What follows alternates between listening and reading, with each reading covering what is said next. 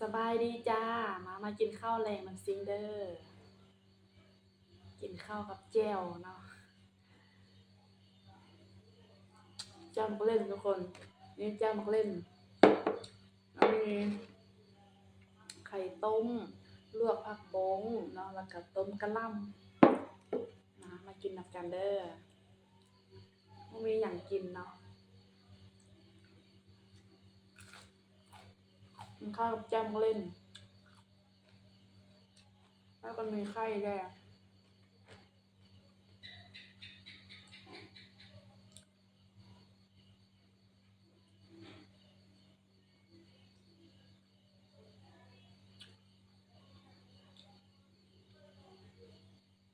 กินข้าวแรงเมื่อทุกคนละบอ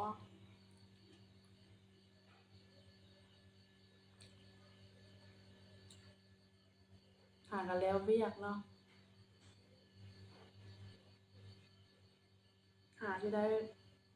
หาจะได้กินข้าวแรงเมื่อย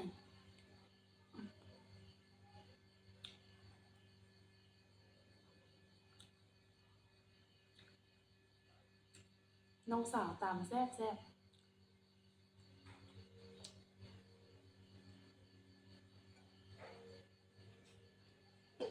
ผักบุ้งเนาะยาวๆเลยผักบุ้งหนอง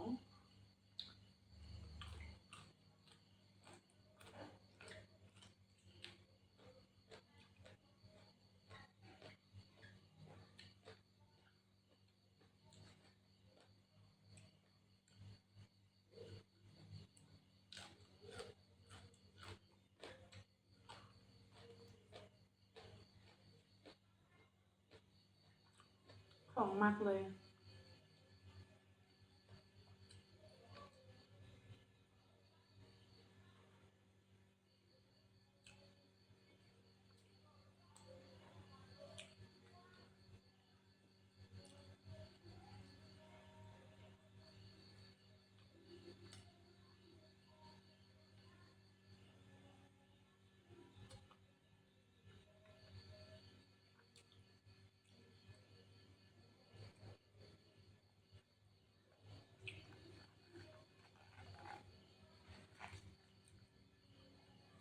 ลวกกะหล่ำก็อ่อน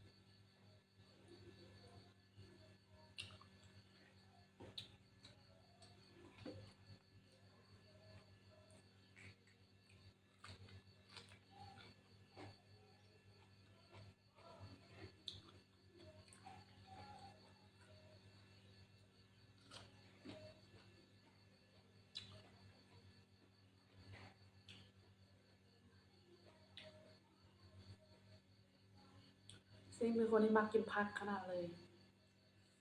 สุดยอดเลยค่ะได้กินผักนั่น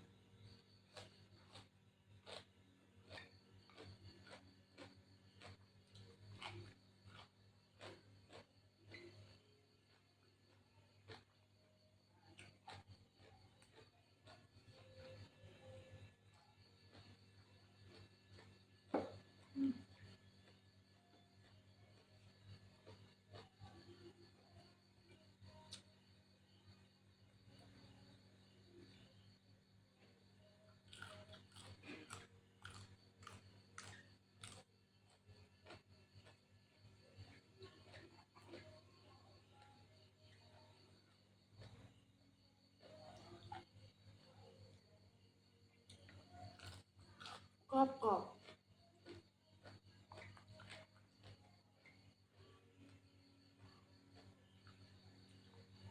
ผักมุ้งหนองแบบตอนเด็ดมามันเป็นยอดแดงๆเนาะลวกมาแล้วมันจะเป็นยอดดำ